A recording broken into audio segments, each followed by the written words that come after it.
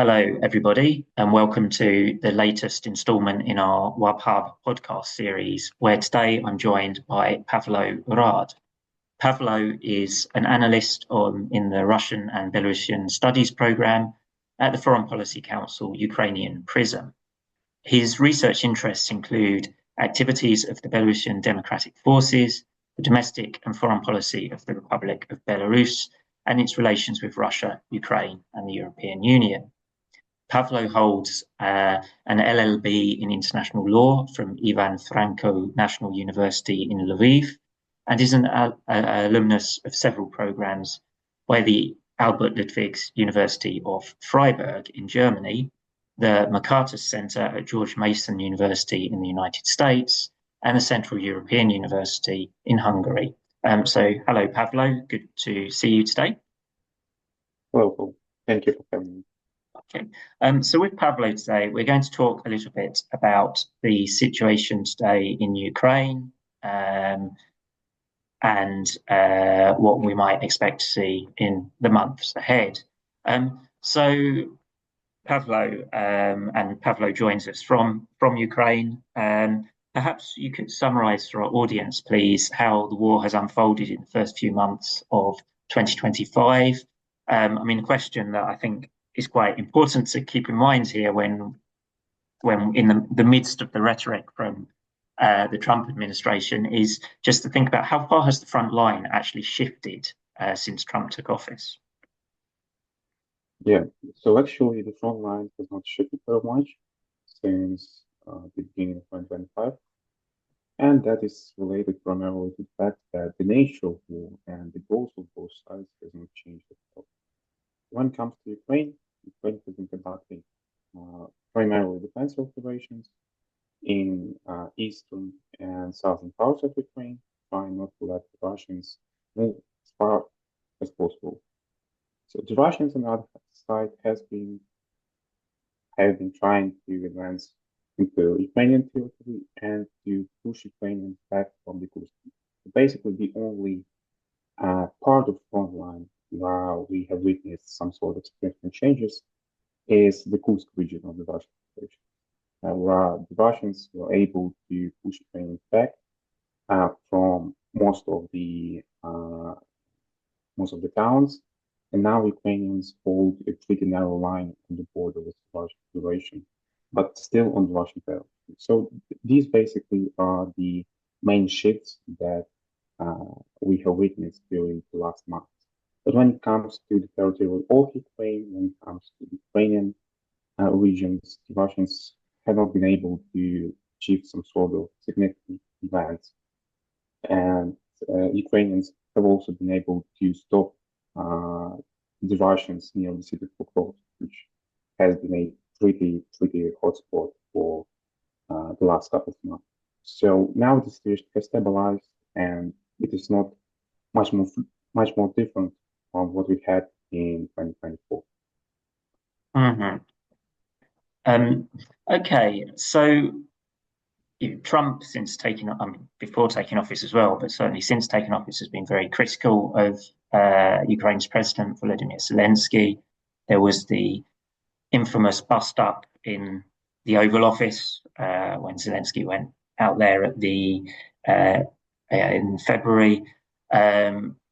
And then after that, those two did just have a meeting very recently at Pope Francis's funeral in the Vatican, which was the first time they had met since the Oval Office slanging match. And I think most people think that the conversation that was had in the Vatican was far healthier, at least to the outside eyes. But can you tell us something about how public opinion in Ukraine responded to how the Zelensky-Trump fallout, and what Ukrainians make of Trump, and perhaps also just if you can let us know something about how what you think came out of the discussions in the Vatican, so far as we know. I mean, it was a very short conversation. Yeah, actually, Ukrainians perceived possible presidency of Donald Trump in the end of 2024 with some hope, because it was already obvious for Ukrainians that the Biden administration would not, let's say, help Ukraine achieve as much possible gains as it is possible in current situation. So this strategy of risk management from the Biden administration was uh, pretty dissatisfying for Ukrainians who are willing to achieve full liberation of Ukrainian territories, I would say, victory of Ukraine. So there was a hope that Donald Trump would take a more harsh position towards the Russians, that would be able to make some more unpredictable steps in relations with the Russian Federation, thus helping Ukraine to improve its foreign policy stance and improve the situation in battlefield. But it turned out that Donald Trump is pretty unpredictable in both ways when it comes to relations with Russia and when it comes to relations with Ukraine. So basically, Ukraine, the hopes of Ukrainians and the way the Ukrainians perceive possible changes in American administration's approach to the war actually were not true. So after all these conflicts, after all of these pretty controversial statements, uh, Ukrainians are pretty different in terms of perceiving Donald Trump. So when in December 2024, 54% of Ukrainians considered Trump's presidency good for Ukraine. Now this number is only roughly 19%. So there is a pretty significant decrease in of those who support and who consider that Trump's presidency is beneficial for us. So it's pretty natural. It's pretty okay in current situation, and we should not be surprised about that. When it comes to negotiations in Vatican, what have been going there, well, it's pretty much interesting. And the problem here is that we do not know much details. It seems that this conversation was fruitful and productive, and it was, the first step in terms of some sort of reconciliation, public reconciliation of Trump. There's a lot of rumors and a lot of different statements about relations between the two. However, now we can say that first steps have been made in order to reestablish some sort of constructive way of negotiating and approaching the issue of the end of the Russian war. I presume that possibly both sides have discussed questions related to Ukraine's territory, related to the question of Crimea. So possibly, and also I think it was related to the question of natural resources. So potentially, we are on the verge of making a deal when it comes to the natural resources aspect that has been debated for the last couple of months, and quite possibly Spain will eventually sign this sort of document with the Americans.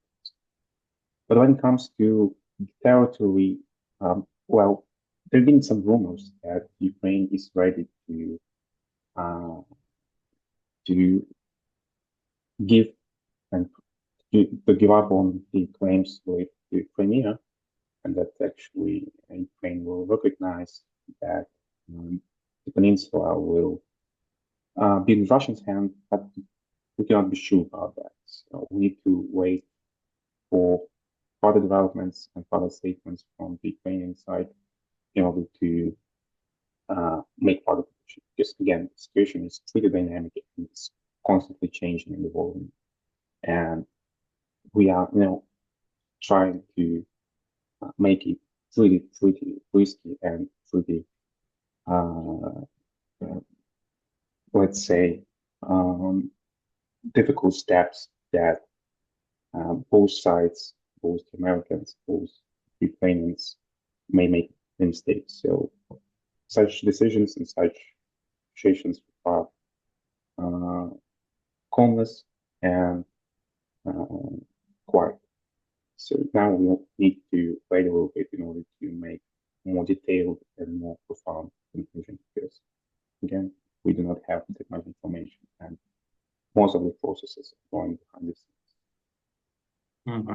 Yeah, I mean, it does seem like listening to the Americans that their version of peace proposals includes the US recognizing Crimea, Russian sovereignty over Crimea, which is something that is hard for me to imagine the Ukrainians agreeing to. But also, what seems to be absent in the US proposals, you mentioned security guarantees. From what I'm hearing, the US isn't providing those, whereas the counter proposals that Ukraine developed with European partners do refer in the draft that was published by Reuters, for example. The draft clearly refers to robust security guarantees, albeit that it doesn't specify exactly how those what those look like. It refers to NATO's Article 5. But perhaps if we can just pick apart some of the details that we presume are in the US proposals and Ukrainians' public opinion about these.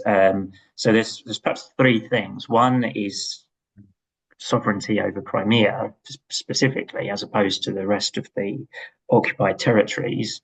Then there's the issue of security guarantees. But then perhaps the third issue is that the US side seems to be quite firmly pushing that NATO membership is off the table for Ukraine. How much variation is there in public opinion in respect of these demands, which, I mean, they are Russia's demands, and they seem to have made their way into the US peace plans. So, yeah, how much variation is there in Ukraine on these issues? Well, Ukraine is not willing to cede their territories to the Russian Federation, and it seems that there is some sort of understanding among the Ukrainian society that it's not acceptable, at least for now. We also need to understand that Ukrainians have been pretty supportive of the membership in NATO for a couple of years, and our aspirations to join NATO are also inscribed in the Ukrainian constitution. But at the same time, it seems that the question of membership in the European Union is way more important for Ukrainians. And I presume that with both time and with understanding that our Western partners are not ready to invite Ukraine to join the alliance, these perceptions may change. And thus, Ukrainians will be more focused on the membership in the European Union, and they will be less supportive of the membership in the Ukraine. They understand that eventually there is a small probability that will happen. However, when it comes to perception, and the perception of latest events and perception of the role of Volodymyr Zelensky in all this, we can see the trend that after all of these conflicts, public conflicts, Trump support for Volodymyr Zelensky has increased for 10%, when in February, roughly 57% of Ukrainians supported current president. Now this number is 67%.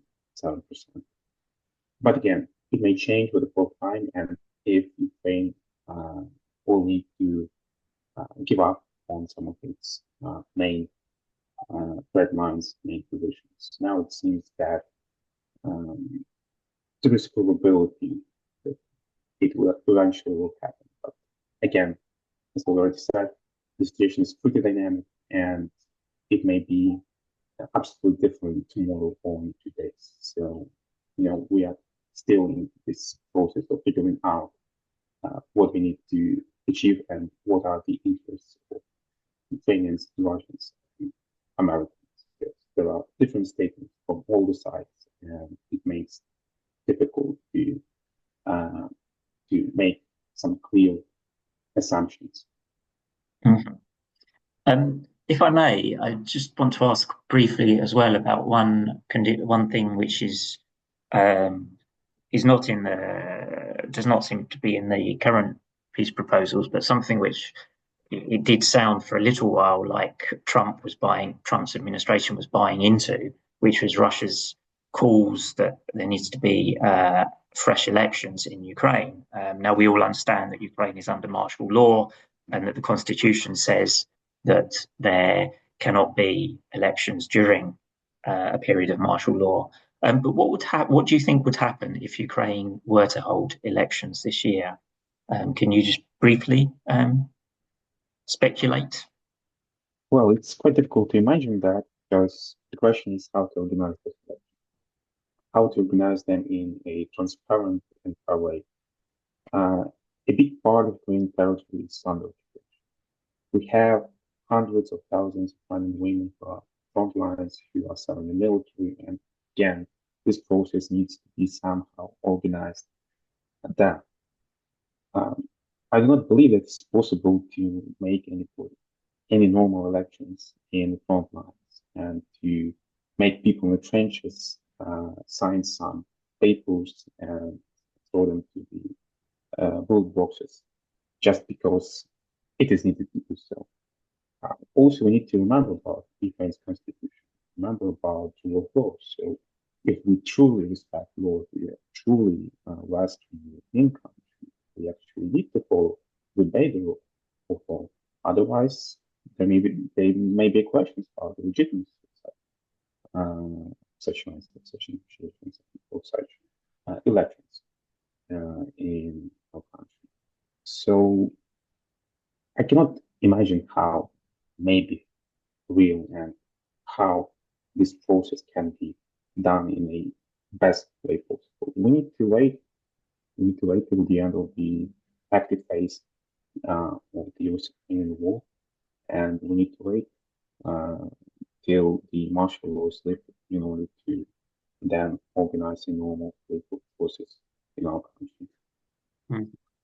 Um, so I want to we'll come back to the peace proposals in a moment. But you for Ukrainian Prism, you were part of the Russian and Belarusian studies program.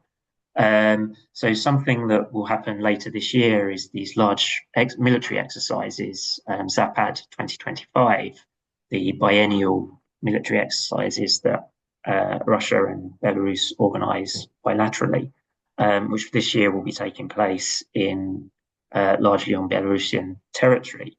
How worried should Ukrainians be about those exercises? And indeed, how worried are they?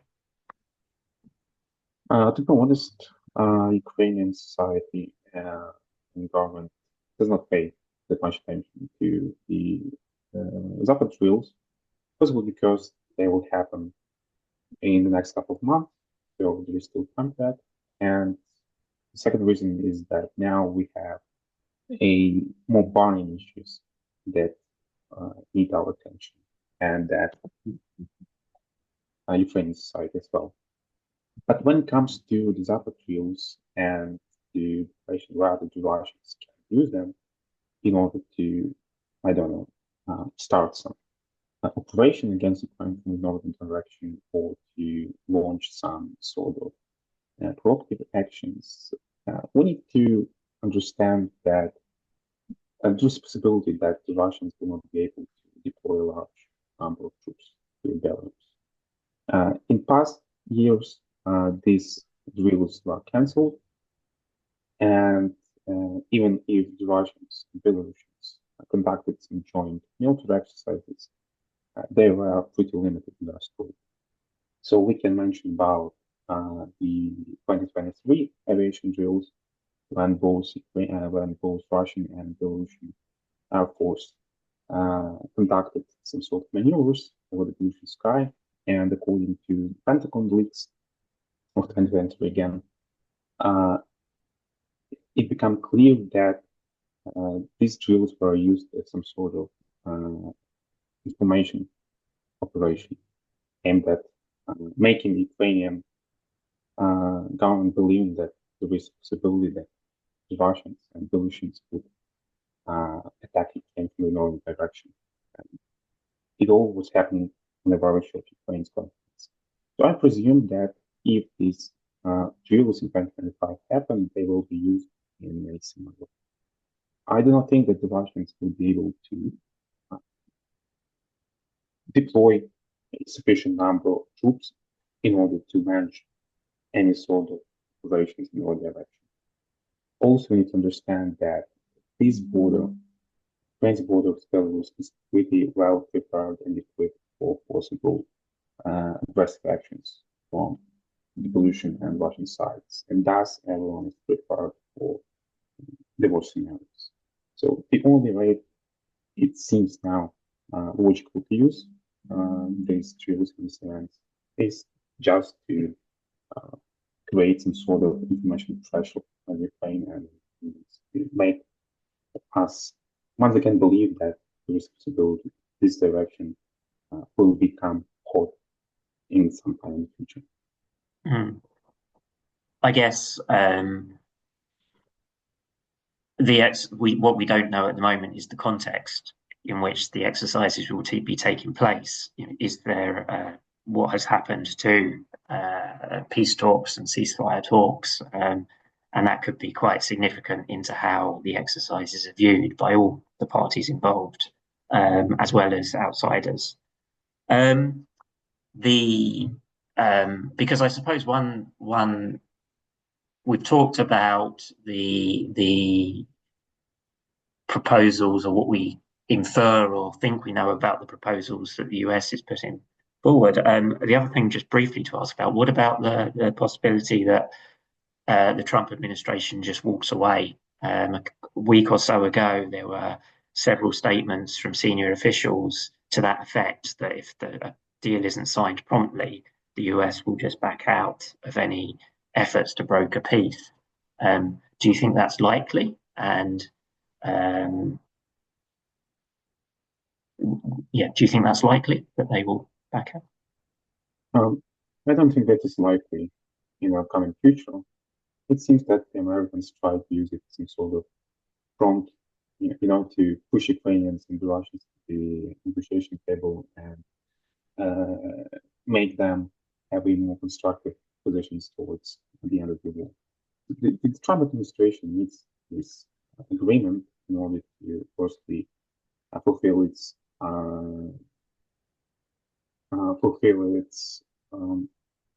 let's say obligations, but promises before the American people.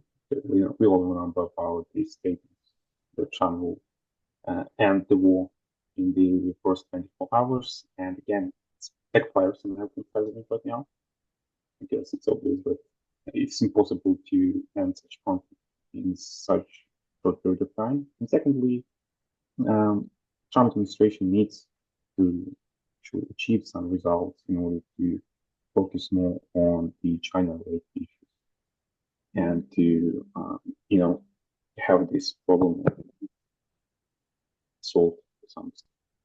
So as far as there's been no significant progress, Americans will be trying to push it forward and to achieve some sort of results. But they need to understand that basically the nature of this conflict is much more different from how they perceive it. It seems that Trump perceives this war through the lens of some business processes. He perceives it as a businessman. While this war is not about business and it's not even about some political interest, it seems to be on some sort of different level. Putin sees it as possibility to inscribe its name into Russia's history, and when this guy compares himself as Peter the Great, who is not being able to convert the Azov Sea into his called Russian internal sea, but he says that he actually did it. Well, it shows that this war is not about, these concepts and this way of values that are pretty natural to the Westerners. I think that Putin is pursuing something more, something metaphysical, something beyond this war. And that's the main problem, because it is difficult to make any sort of rational decisions and reach any sort of rational, reliable results. And one of the participant for negotiations is thinking in an absolutely different manner and it's willing to make these sort of concessions. So that kind of leads into the last thing I wanted to ask you. You've already just touched on it, but what are the consequences for Europe and the international order if Ukraine is forced into signing a peace agreement based on what we can infer of the current proposals? It all depends on what this agreement would look like. So if some of the articles sanctions Ukraine and Ukraine is weaker after the conflict ends, well, that's a pretty much significant blow to Ukraine and both to US. Then I think that the Russians will be able to um, redirect their efforts into a different direction. This direction, Belarus and close to the Russian border countries such as Poland and the Baltic states. It also means that Europe will need to become more self-sufficient in terms of defense, in terms of economy, and become, um, let's say, more pragmatic in relations to the Russian Federation. Yes. It would become obvious that it's not possible to uh, achieve any sort of um, and viable results with the Russians. It also means that Americans will focus more on internal issues and that they will be less involved into the European events, thus more focusing on China and the main and burning issues that are pretty obvious right now. It will also mean that China will be trying to um, achieve some results in the Western countries, the European countries, and to expand its influence to those regions where the Americans, uh, well, eventually, let's say, would be. So we are in the beginning of some sort of changing world where there is interplay of different uh, players, different interests, different groups of influence, let's say, where regional alliances will be temporary and based on some pragmatic interests and rational um, rational calculations rather than values. And it's not the world that we used to. And I think that this world will be a worse place to live in, unfortunately. But we need to find the formulas how to exist in a newly emerging circumstances and how to adapt to it. And it also relates to Ukraine. Yes, it's obvious that Ukraine now needs to uh, strengthen itself and become less dependent on external aid and support if it wants to survive in the next couple of years. Because I think that even if the war ends, it will not be the last round. We'll, we will have the next one, possibly several next rounds. It all depends on how the situation evolves. So we are in a brave new world. So thank you, Pavlo. This has been a very enlightening discussion, and so thank you very much for your time and for your insights. It's um, and we hope that there is some good news soon. So thank you very much. Thank you.